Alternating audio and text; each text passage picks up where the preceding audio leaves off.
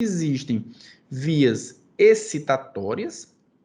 Essas vias excitatórias, elas estão relacionadas com influxo de sódio, também estão relacionadas com influxo de cálcio e estão relacionadas com a produção e liberação de neurotransmissores excitatórios, como o glutamato e o aspartato. Então, quando essas vias excitatórias estão funcionando, o cérebro ele fica ativo, né? Ele fica muito hiperexcitado. Já quando as vias inibitórias estão funcionando, as vias inibitórias elas funcionam por meio do influxo de cloreto, por meio da retenção de potássio e por meio da liberação de neurotransmissor GABA, né? É um neurotransmissor inibitório.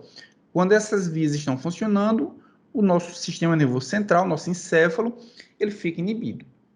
A gente viu que normalmente existe um equilíbrio entre essas vias, né? As vias excitatórias e as vias inibitórias, apesar de que em determinado momento tem uma atividade maior excitatória e em determinado momento tem uma atividade maior inibitória, mas no cômputo geral existe um equilíbrio entre excitação e inibição. Só que na epilepsia, a gente pode ver que houve um desequilíbrio, né? Então, houve um aumento da atividade excitatória, por isso que nós temos uma atividade, um potencial de ação produzido de forma exagerada e sincronizada, e ao mesmo tempo nós temos uma inibição da atividade inibitória. Então, há um desequilíbrio. E esse desequilíbrio acontece por quê? Porque ou a atividade excitatória está aumentada em função desse brotamento de fibras excitatórias, ou a atividade inibitória está diminuída em função da perda de neurônios GABAérgicos. O que a gente quer fazer do ponto de vista do tratamento é reequilibrar isso aí. Reequilibrar como? Ou reduzindo as vias excitatórias ou estimulando as vias inibitórias. Se as vias excitatórias estão exageradamente funcionais, a gente precisa reduzir essa excitação. Se as vias inibitórias estão exageradamente reduzidas, a gente precisa aumentar, precisa estimular essas vias inibitórias. É isso que os fármacos vão fazer. Vão agir num polo ou vão agir no outro. Tranquilo, gente? Então vamos compreender um pouquinho cada uma dessas vias. Primeiro, sinapse excitatória. O que a gente está vendo aqui na sinapse excitatória? Vários antepilépticos e aqui os seus locais de ação, tá certo? Seus alvos farmacológicos. Vou começar por aqui, ó. Primeiro alvo farmacológico é o quê? Canal de sódio. Por que o canal de sódio é um importante alvo farmacológico na via excitatória? Porque toda vida que o sódio entra dentro do neurônio, a gente tem um neurônio pré-sináptico aqui e um neurônio pós-sináptico aqui. Toda vida que o sódio entra no neurônio pré-sináptico, esse neurônio se despolariza. E toda vida que ele se despolariza, ele abre esses canais de cálcio, que são dependentes de carga elétrica, dependentes de voltagem, então despolarizou, ele abre imediatamente. O cálcio entra, e quando o cálcio entra, ele faz com que essa vesícula sináptica ele despolarize, ele degranule. E essa vesícula sináptica ela é rica em quê? Em glutamato. É uma via excitatória, então isso vai acontecer normalmente, tá certo? Quando esse antiepilético se liga no transportador de sódio e ele bloqueia o transportador de sódio, na verdade o que ele está bloqueando é o quê? A capacidade desse neurônio se despolarizar. E quem é que faz isso? Olha a quantidade de fármacos que vão fazer o mesmo mecanismo de ação. Tem a fenitoína, tem a carbamazepina, o ácido valproico, né, o valproato, do caso clínico, o felbamato, a rufinamida, a lamotrigina e todos esses daqui, tá bom? Não vou precisar ler, mas todos esses têm o mesmo mecanismo de ação. Eles vão bloquear os canais de sódio, tá certo? Por outro lado, é importante também que entre cálcio. Quando o cálcio entra, essa vesícula sináptica vai degranular para liberar o glutamato. Se o cálcio não entra, mesmo que ele despolarize, esse cálcio não vai ser, esse glutamato não vai ser liberado. E quem é que vai bloquear os transportadores de cálcio? Nós temos aqui a gabapentina e a pregabalina. Vão agir dessa forma, se ligando no transportador de cálcio e bloqueando a entrada de cálcio no neurônio, tá bom? Ainda no neurônio pré-sináptico, a gente tem um leve tiracetam. O que é que o levetiracetam vai fazer? Ele vai se ligar nessa proteína específica da vesícula sináptica, SV2A, vai fazer com que essa proteína ela se desligue da vesícula sináptica, só que essa proteína ela é essencial para que essa vesícula sináptica se funda com a membrana plasmática do neurônio e libere o neurotransmissor. Sem essa proteína, não tem fusão, não tem liberação do glutamato também. Então, o levetiracetam vai agir de forma bem específica numa proteína responsável pela fusão da vesícula sináptica dos neurotransmissores glutamato com a membrana plasmática do neurônio para a liberação desse neurotransmissor, tá bom?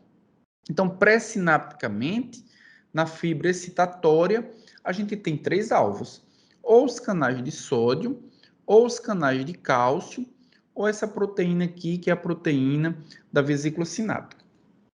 Olhando para essa imagem aí, gente, vocês acham que são alvos específicos para a via excitatória, ou seja, para alguém que tem algum problema no sistema nervoso central, ou você acha que esses alvos, né, pré-sinápticos, eles são alvos genéricos, que vocês podem encontrar em outras células, podem encontrar em outros tecidos, podem encontrar em outros locais?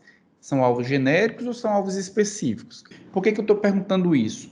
Porque se a gente sabe que transportador de sódio não só tem neurônio, não só tem em uma via neuronal, tem em músculo, tem outras, tem no coração, tem uma série de outros locais, a gente pode entender que esses antiepiléticos podem inibir também o funcionamento dos canais de sódio em outros órgãos e outros tecidos. Quanto mais genérico for o alvo farmacológico, maior o potencial desse antiepilético causar alguma reação adversa. Então, ele vai agir em vários locais, não sendo seletivo, ele pode ter um potencial maior de causar reações adversas. E vejam que esses daí são o quê? São antiepiléticos de primeira e de segunda geração. Eu vou falar um pouquinho mais sobre ele mais adiante, sobre isso, mas só para adiantar para vocês, tá bom? Pós-sinapticamente, gente. Pós-sinapticamente, quem é que vai agir? Então, pós-sinapticamente, a gente tem que pensar em quê? Essa via aqui, ó, é uma sinapse excitatória, tem que lembrar disso. Então, ela tem glutamato. Se ela tem glutamato, pós-sinapticamente, ela vai ter receptores do glutamato. Então, um dos receptores do glutamato é esse receptor aqui, NMDA. E o que é que o NMDA vai fazer? Está expulsando o potássio, está fazendo com que entre cálcio e sódio. Quando cálcio e sódio entram, na verdade, ele está fazendo com que esse neurônio pós-sináptico ele vai se despolarizar, tá bom? Esse receptor aqui é o receptor NMDA, e quem vai bloquear esse receptor NMDA é o felbamato. O felbamato se liga, mesmo que o glutamato se ligue, ele não vai conseguir fazer com que esse transportador ele funcione. Do outro lado, a gente tem um outro antiepilético, o topiramato. Só que o topiramato vai se ligar em outro receptor do glutamato, em outro transportador do glutamato. Não é o NMDA, é o AMPA.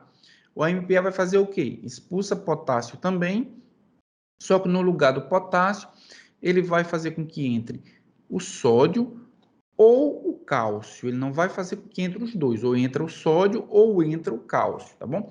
Mas de qualquer forma, também faz com que o neurônio pós-sináptico se despolarize, tá certo? Então a gente tem basicamente esses 5 alvos. Pré-sinapticamente, transportador de sódio, transportador de cálcio e a proteína SV2A. Pós-sinapticamente, os dois transportadores, os dois receptores de glutamato. E a sinapse inibitória? Bem, a sinapse inibitória a gente tem aqui a vigabatrina. O que a vigabatrina vai fazer? Se a sinapse é inibitória, ela vai ter o neurotransmissor GABA. A vigabatrina, ela vai inibir essa enzima aqui, a GABA transaminase. E o que a GABA transaminase vai fazer? Ela vai degradar o GABA. Se a vigabatrina inibe a degradação do GABA, o GABA permanece por mais tempo e a gente tem o quê? Um aumento da atividade inibitória. O GABA não é responsável pela atividade inibitória, e aí nós temos vigabatrina inibindo aí o metabolismo do GABA. Temos também a tiagabina. O que a tiagabina vai fazer? A tiagabina vai se ligar, vai inibir esse transportador aqui, o GAT1. E o que é que o GAT1 vai fazer? Quando esse GABA ele for liberado na fenda sináptica, esse GABA ele vai agir no receptor pós-sináptico, mas parte dessas moléculas do GABA ela vai voltar para o neurônio pré-sináptico por via da recaptação do neurotransmissor. Se a tiagabina inibe essa recaptação, significa que o GABA vai permanecer por mais tempo aqui na fenda sináptica. Ou seja, também vai aumentar a atividade neuronal inibitória. Tá certo? Então, pré-sinapticamente, na sinapse inibitória, a gente tem dois alvos. O alvo do metabolismo do GABA, que é a vigabatrina, e o alvo da recaptação do GABA, que é a tiagabina. Tá bom? E pós-sinapticamente? Pós-sinapticamente, a gente tem os benzodiazepínicos, lembram que eles são antiepiléticos de segunda geração? Temos também, ó, felbomato, topiramato. Mas a gente falou de felbomato e topiramato lá na fenda sináptica, na sinapse excitatória, não foi? Eles se ligam lá nos receptores do glutamato, eles se ligam também nos receptores GABAérgicos. Então, vejam que interessante. Eles vão inibir a atividade excitatória e, ao mesmo tempo, eles vão estimular a atividade inibitória. De que forma? Fazendo com que esse transportador GABAérgico ele consiga se ligar ao GABA com afinidade maior e durante mais tempo. Ou seja, quanto mais tempo o GABA estiver ligado aqui a esse transportador, maior a quantidade de cloreto e, consequentemente, maior a hiperpolarização que ele vai causar. Mesma coisa vai acontecer com os barbitúricos. Então, o alvo desses três, dos benzodiazepínicos, os barbitúricos e também felbomato, topiramato e zonisamida é o mesmo. É o receptor do GABA aumentando a afinidade pelo próprio neurotransmissor e aumentando também o tempo na qual o neurotransmissor inibitório fica ligado no seu transportador de cloreto. Beleza? Então, vejam que existem alguns antiepiléticos que conseguem agir tanto na sinapse inibitória como na sinapse excitatória ao mesmo tempo.